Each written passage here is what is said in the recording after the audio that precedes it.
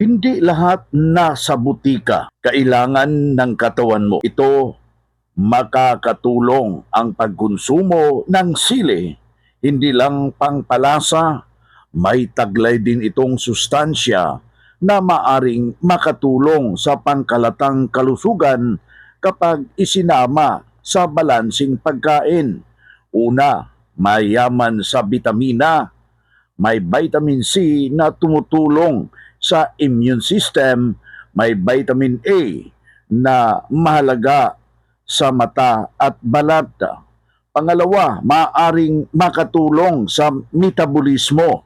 Ang anghang ng sili ay galing sa capsaicin, isang natural compound na maaaring makatulong sa mas aktibong metabolismo. Sumusuporta sa puso.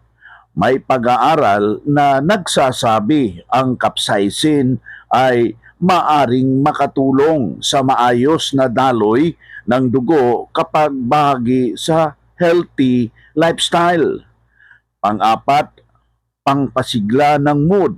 Ang pagkain ng maanghang ay maaring magpapalabas ng endorphins na nakakatulong sa pakiramdam na mas masaya at relax.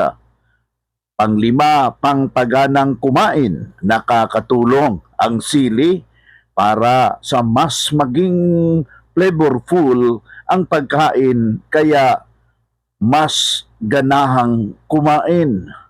Paalala, iwasan ang sobrang pagkain ng sili lalo na kung may sensitibong tiyan.